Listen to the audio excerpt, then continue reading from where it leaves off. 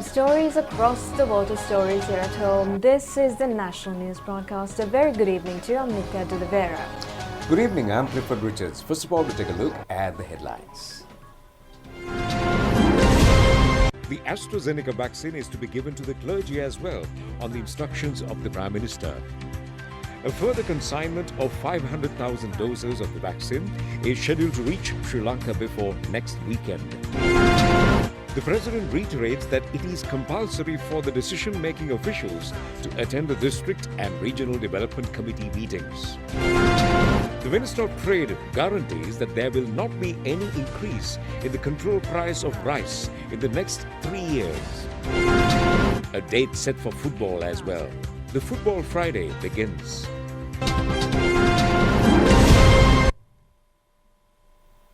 Now, in your top story this evening, provision of the COVID-19 vaccine to the bhikkhus and other religious leaders commenced today on the instructions of Prime Minister Mahinda Rajapaksa. Prime Minister Mahinda Rajapaksa instructed the Secretary to the Ministry of Buddha Sasana, Religious and Cultural Affairs, Professor Kapila Gunawardena, to inoculate the COVID-19 vaccine to bhikkhus and other religious leaders. Accordingly, vaccination of bhikkhus in the Kandy district commenced today. The program will be implemented covering the entire island. Bhikkhus of the Badula district will be given the vaccine tomorrow. Mahanayaka of the Asgiri chapter, Most Venerable Varakagoda Sri Jnanaratana Thera, and Registrar of the chapter, Venerable Dr. Madagama Dhammananda Thera, have been vaccinated at the Kandy General Hospital. Deputy Director of the hospital, Specialist Physician Dr. Inoka Veerasinghe, said that around 20 bhikkhus have been inoculated with the COVID-19 vaccine at the hospital today.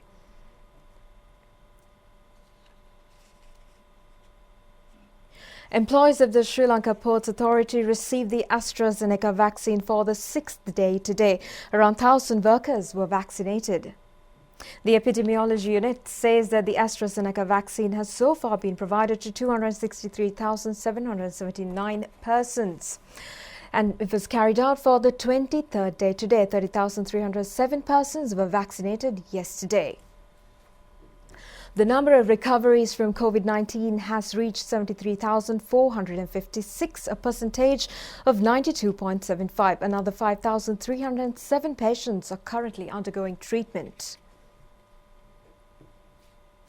16,295 have recovered since the beginning of the month. Another 890 persons were discharged today.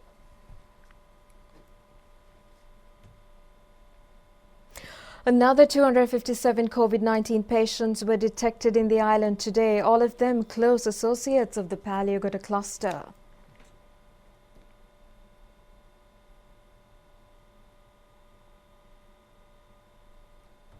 (15,554) PCR tests have been conducted yesterday.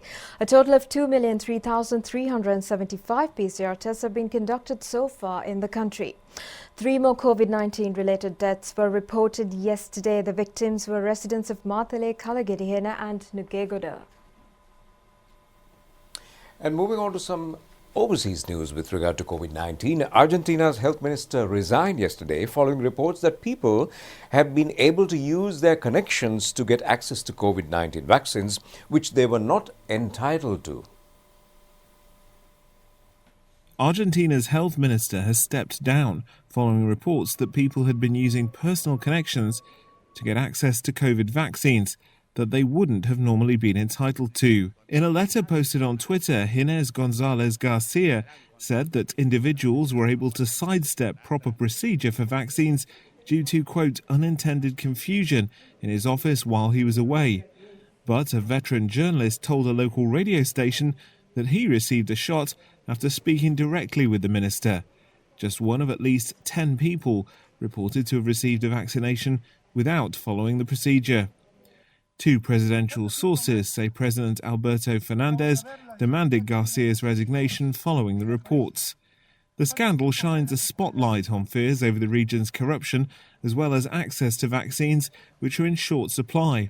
Earlier this month, Peru's health and foreign ministers quit after reports of hundreds of Peruvian officials receiving vaccine doses outside of clinical trials. Since December, Argentina has been using Russia's Sputnik V vaccine to inoculate frontline health workers. This week, it began giving shots to people over 70, but appointments have been scarce and people are supposed to register first.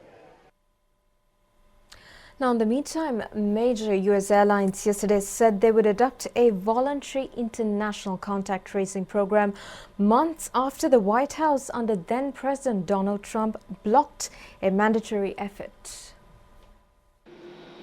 Major U.S. airlines on Friday said they would adopt a voluntary international contact tracing program months after the White House under then-President Donald Trump blocked a mandatory effort.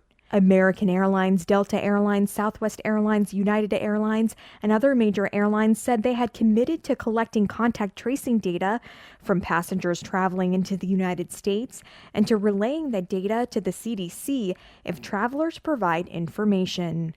In August, Trump officials rejected an effort to require airlines to collect contact tracing information from U.S.-bound international passengers after some senior administration officials cited privacy concerns. And back in February 2020, airlines protested when the CDC issued an interim final rule requiring them to collect certain data from international passengers, including phone numbers, to help with contact tracing. The rule was never enforced, but airlines argued that they could not provide such information, especially from passengers booking tickets through third-party websites, though airlines backed setting up a website and a mobile application for passengers to send contact information directly to the CDC. The head of the Airline Trade Association Airlines for America, Nick Callio, said airlines were hopeful this new voluntary effort and international passenger testing requirements adopted last month by the CDC will lead policymakers to lift travel restrictions. President Joe Biden in January reimposed an entry ban on nearly all non-U.S. travelers who have recently been in Brazil, the United Kingdom, Ireland, and 26 countries in Europe that allow travel across open borders, a ban Trump had sought to end days before leaving office.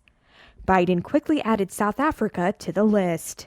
There is, however, no immediate indication the CDC will move quickly to drop these restrictions, some of which have been in place for almost a year. And now we're back home onto other stories. President Gotabaya Rajapaksa reiterates that it is mandatory for the officials with decision-making powers to attend the district and divisional committee meetings. He made these remarks participating in the 11th program of the Gama Samaga Pilisandara project today.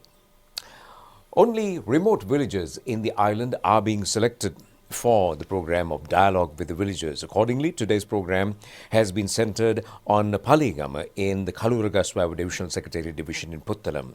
The meeting has been organized at the Nelumbaba Community Hall premises in the Paligama Grama Nirdhari Division. Paligama village is located 23 kilometers away from the Puttalam town. The village borders the Divisional Secretariat Divisions of Navagattegama and Anamadua. According to folklore, this was the village where King Dutugamanu's shield was fallen. The other villages in the Paligama Grama Nirdhara division include Nelivaba, Simalababa, Nelumbaba, Rajabigama and Hinatikalma. 78 families in Wariyapula, Yapahua, Nikavaratia and Hiriaya, who were evacuated due to the implementation of the Daduruya project, had been resettled in this village under the first stage of the project. The present-day population of the village is 1,533 persons, comprising 447 families. Out of this number, 171 families are Samurdhi beneficiaries. The main source of livelihood of the villagers is paddy and chena cultivation. The President, prior to arriving at the meeting place, was engaged in a cordial discussion with villagers this morning. He has also visited several residences of the families in the village and inquired into their living conditions.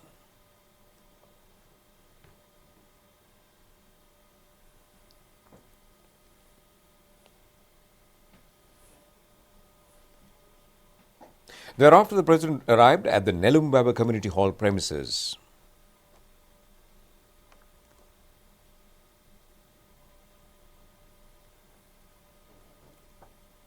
The President said on this occasion that certain groups provide false interpretations to the policy decisions taken on behalf of the people and reiterated that he will never allow to undermine the genuine problems of the masses. President Gotabaya Rajapaksa said that the people have numerous needs. They have been able to look into the problems of the people in a 4 months period. The president further said that he himself, as the head of state, along with the MPs, public representatives and government officials, have inquired on the grievances of the villagers. The third stage of the project will be the 2nd of next month. Every official must act to enhance the status of the people, but some officials wrongly interpret the situation. The president added that land disputes exist all over the country. The farmers should be allowed to go to their cultivation places. Some social media are waiting to destabilize this program. The land should be properly appropriated. The president has requested the villagers to freely express their opinion.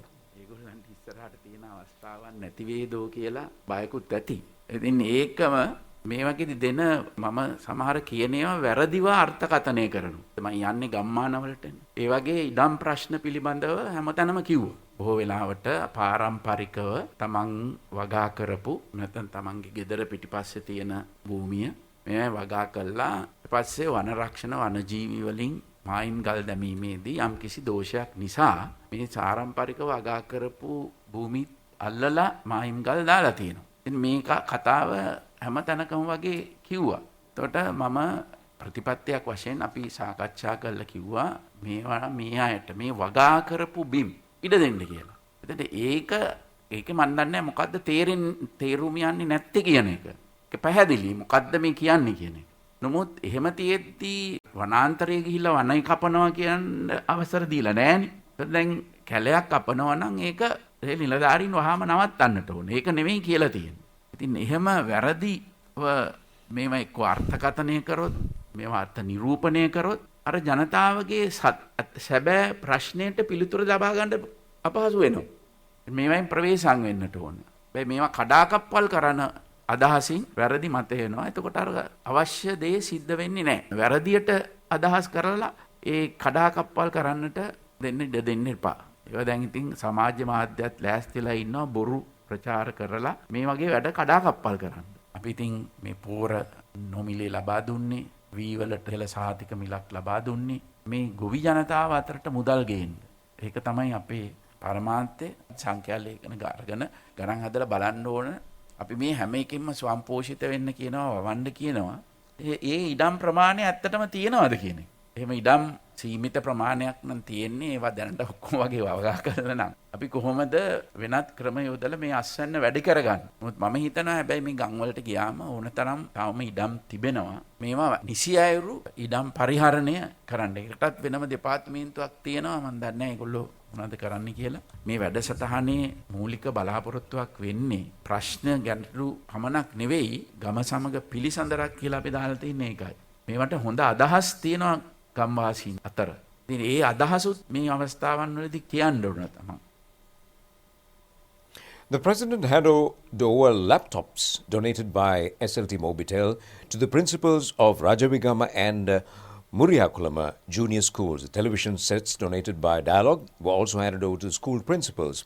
A 5,000 rupee donation to the COVID fund by N.K. Vijayaratna, a farmer in Banathavillur, was handed over to the president. Governor of the Northwestern Province, Raja Kollure, State Minister Sanat Nishanta, Priyanka Jayaratna, Arundhika Fernando, other parliamentarians, former parliamentarians, President Chief Advisor Lalit Veeratunga and Secretary to the Ministries and a large gathering were present.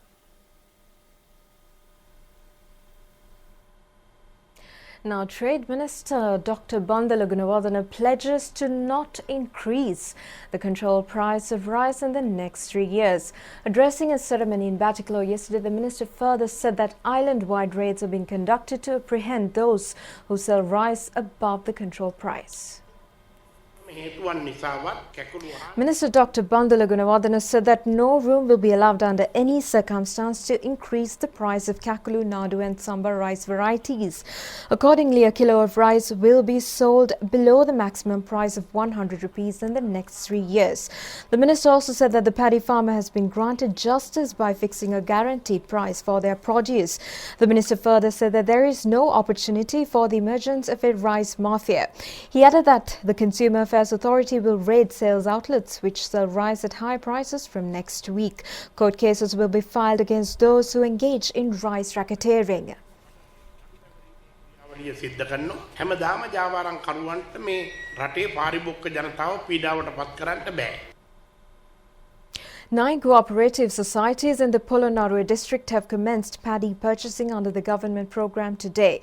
A sum of 400 million rupees have been set aside to buy the paddy harvest at the controlled price. State Minister Roshan Ranasinghe presided over the event to purchase the initial stock of paddy by the Hinguragoda Cooperative Society. Deputy Chairman of the Paddy Marketing Board, Duminda Priyadarshana, has also confirmed the fact that there will not be any increase in the price of paddy in the years ahead. The Constitution Preparation Committee appointed to draft a new constitution has commenced inquiring opinion from political parties. Accordingly, several parties, including the Sri Lanka Podujana Peramuna and the National Freedom Front, have expressed their suggestions and views to the committee at the Bandaranaka Conference Hall premises yesterday. National organizer of the Sri Lanka Podujana Peramuna, Basil Rajapaksa, said that every party has been accorded the opportunity to express opinion. He further stated that accordingly, the SLPP has clarified its position regarding the issue today. General Secretary of the Sri Lanka Podujana Peramuna, Sagar Karivasam, said that each party has been given separate opportunities to express their views. He added that accordingly, a 12-member delegation of the Sri Lanka Podujana Peramuna has expressed their opinion before the committee. Leader of the National Freedom Front, Minister Vimal Weerawansa, said that they, as the National Freedom Front, have given in writing their opinion to the committee appointed to draft a new constitution. Now, Chairman of the committee appointed to look into the Easter Sunday attacks, Minister Chamal Rajapaksa, says that justifiable action will be taken through careful study upon receipt of the Parliamentary Committee report. The minister had made these remarks to the media after engaging in an inspection tour in Katharagama. Minister Chamal Rajapaksa said that what should be done first of all is to engage in discussions with all concerned parties regarding the report and decide upon the recommendations to be presented. Thereafter, a parliamentary sectoral committee is to be scheduled to study these recommendations and present its own guidelines. Another female who had attended classes which taught extremist Wahhab views prior to the Easter attack was arrested in Mambanala yesterday. So far, 7 females have been taken into custody in this connection, police media spokesman DIG Ajit Rohana clarified in this regard. Now, in the meantime, the National Organ Donation Day was conducted for the 4th occasion at the Sri Javadanapura Hospital in Kotte today. Proceedings of the commemoration ceremony have commenced with the unveiling of a plaque to remember those who have made the supreme sacrifice by donating their organs to safeguard the lives of others. Secretary to the Ministry of Health, Major General Dr. Sanjeeva Munasinghe, presided over the event. Officials of the medical profession, including Director of the Sri Javadanapura Hospital, Dr. Ratnasiri Hevage, Deputy Director General of Medical Services, Dr. Lal Panapite, and veteran motor racing car champion Dilantha Malagamu, who is also the brand ambassador, have also attended. Handing over cards to those who are willing to donate organs and conducting of workshops to enlighten the medical staff on the island-wide campaign have also taken place.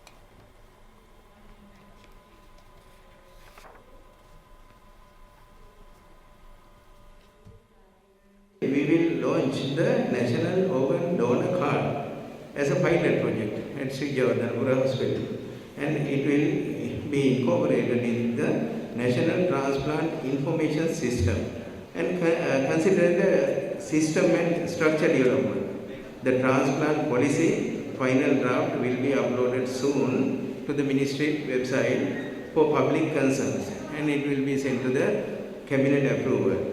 Once we have the policies approved, so it will pave the way for the Act amendment, which is vital in taking program forward.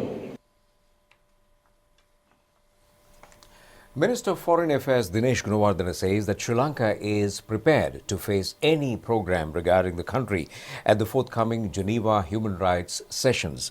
The minister has made these remarks at a time when a group of countries has drafted a new proposal on Sri Lanka. The 46th session of the United Nations Human Rights Commission is scheduled to be conducted in Geneva, Switzerland from the 22nd of this month to the 23rd of next month. A core group of countries, including issuing a communique today, said that they are planning to present a proposal on the reconciliation and human rights promotion in Sri Lanka on this occasion. The group of countries include Canada, Germany, Northern Macedonia, Montenegro, Malawi and the United Kingdom. The group has also stated that it commends the progress achieved by the Sri Lankan government in the rebuilding of infrastructure facilities, removal of landmines, handing back of lands and resettlement of the displaced. The communique further says that, however, more should have been done in order to build a sustainable peace and to resolve adverse impact of the war. The core group further says that they have drafted the proposals based on the report recently published by the Human Rights High Commissioner. Minister Dinesh Gunawardena said that they reject certain erroneous and unjust facts in the report. He added that the Sri Lankan government has sent its report in response to this report. The minister added that they have stated facts pertaining to the sovereignty and independence of the nation. He also said that they are currently discussing the issue with the friendly countries and necessary measures are being taken to reverse the situation. The minister added that they will recall with honor the work performed by Sri Lanka as an active member of the United Nations. ජාතීන්ගේ සංවිධානයේ පමණක් අපට විවේචනය කිරීමෙන් අප සැලෙන්නේ නැහැ කියන ටිකත් ප්‍රකාශ කරන්න කැමතියි. Minister Keheli Rabukwela said that Mangala Samaraweera, who brought the 2015-31 proposal, must be responsible for this situation. The minister has also expressed optimism that justice would be granted. He further said that Lord Nesby of England had clearly illustrated the true situation during the time of his association with the Home Ministry. In more news, Minister Sarath Weerasekara requests the general public to furnish information on persons who engage in the destruction of forests through the telephone number 1997. That's 1997. The minister has made a clarification in this regard at a ceremony in Apegama premises in Battaramulla today. Cabinet Minister of Public Security Sarath Weerasekara said that destruction to the forest means destruction to the country. He further said that if the general public come to know of any instances of forest destructions, they should immediately inform of such incidents to the telephone number 1997. He also said that the Special Task Force and the Special Police teams will immediately arrive at places of destruction and arrest the culprits. It has become possible to procure a higher income from the Epavala phosphate deposit despite the prevailing COVID-19 pandemic conditions. Chairman of the Lanka Phosphate Company, Engineer Anil Ranasinghe, says that correct leadership and workers' dedication have enabled the company to achieve profit-earning status. The Epavala Phosphate Company is an institution that comes under the purview of the Ministry of Industries. It is located in an extent of 22,000 hectares.